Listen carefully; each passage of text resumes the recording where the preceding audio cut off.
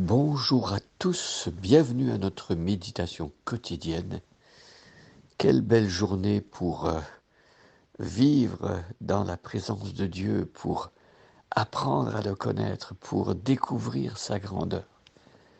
Nous sommes dans cette journée que l'Éternel a faite, cette journée qui est un sujet d'allégresse et de joie. Nous sommes dans ces temps depuis la venue de Jésus, sa mort, sa résurrection, son ascension. Depuis ce temps-là, nous sommes dans cette période qu'on appelle euh, cette journée que l'Éternel a faite, cette journée où le salut est disponible. Un jour, à l'instar de ce qui s'est passé à l'époque de Noé, un jour la porte de la grâce se fermera. Et comme Dieu avait fermé la porte de l'arche et que c'était impossible après ce moment-là d'entrer dans l'arche pour être protégé du déluge, de la même manière, les temps de grâce que nous vivons aujourd'hui se termineront un jour. La patience de Dieu arrivera à son terme et ce ne sera plus possible d'entrer dans le salut. Mais aujourd'hui, c'est un jour d'allégresse et de joie parce qu'aujourd'hui, c'est possible encore d'entrer dans le salut de Dieu. Et nous prions que tous ceux qui ne sont pas entrés encore puissent le faire. Et nous prions que ceux qui sont entrés dans ce salut de Dieu puissent faire connaître la bonne nouvelle et annoncer aux autres autour d'eux que c'est possible d'entrer encore aujourd'hui. Alors nous lisons depuis quelque temps dans le psaume 63, un psaume de David, nous lisons le témoignage du roi David, un valeureux guerrier de l'Éternel et aussi un chantre, un homme de Dieu, un poète, une personne sensible, une personne qui avait été laissée de côté quand Samuel était allé rendre visite à Jessé, son père, avait demandé montre-moi tes enfants. Samuel cherchait qui serait le prochain roi d'Israël. Jessé n'avait même pas pris la peine de faire venir David, qui était resté dans les enclos de son père, et pourtant, c'était lui que Dieu avait choisi. Voyez, parfois, on regarde aux apparences, on regarde à ce qui frappe l'œil, mais l'Éternel, lui, regarde au cœur, et Dieu avait donné à David un cœur selon son cœur. Et c'est lui qui écrit ce psaume 63, je vais le lire des versets 1 à 11, et aujourd'hui nous allons nous arrêter sur le verset 9. Je vous invite à prendre votre Bible et à suivre avec moi. Psaume de David, lorsqu'il était dans le désert de Juda. Ô Dieu, tu es mon Dieu. Je te cherche, mon âme a soif de toi, mon corps soupire après toi, dans une terre aride, desséchée, sans eau. Ainsi je te contemple dans le sanctuaire, pour voir ta puissance et ta gloire. Car ta bonté vaut mieux que la vie. Mes lèvres célèbrent tes louanges. Je te bénirai donc toute ma vie, j'élèverai mes mains en ton nom. Mon âme sera rassasiée comme de mets gras et succulents, et avec des cris de joie sur les lèvres, ma bouche te célébrera. Lorsque je pense à toi sur ma couche, je médite sur toi pendant l'éveil de la nuit, car tu es mon secours, et je suis dans l'allégresse à l'ombre de tes ailes. Mon âme est attachée à toi, ta droite me soutient, mais ceux qui cherchent à m'ôter la vie iront dans les profondeurs de la terre. Ils seront livrés au glaive, ils seront la proie des chacals.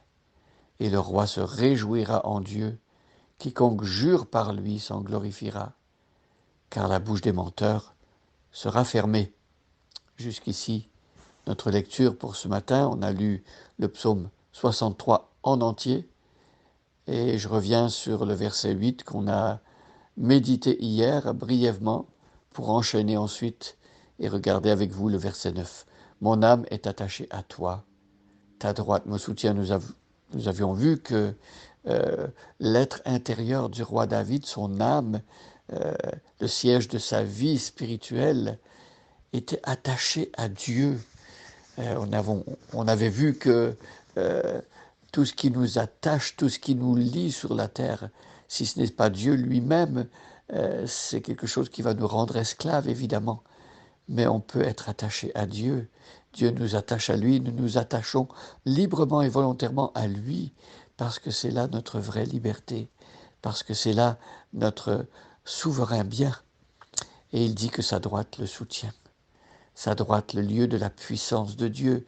Jésus qui est assis à la droite de Dieu, c'est Jésus qui soutient David comme par anticipation, le Fils de Dieu qui était dans la présence du Père avant l'incarnation, avant qu'il ne vienne le jour du premier Noël s'incarner pour vivre la vie parfaite que nous ne pouvions pas vivre et ainsi nous offrir le salut.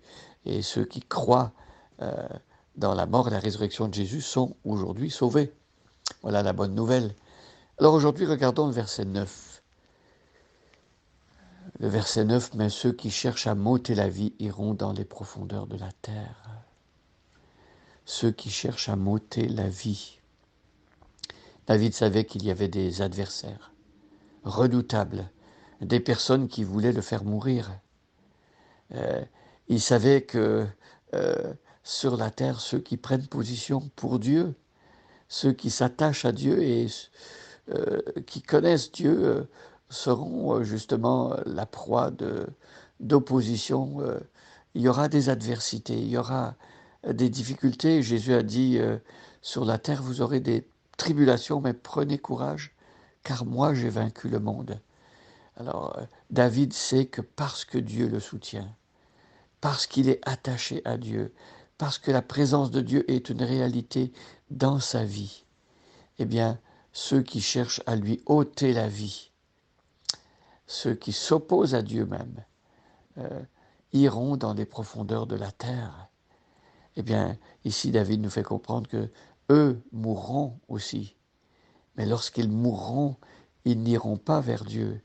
Ceux qui se sont opposés au plan de Dieu ne peuvent pas aller avec Dieu.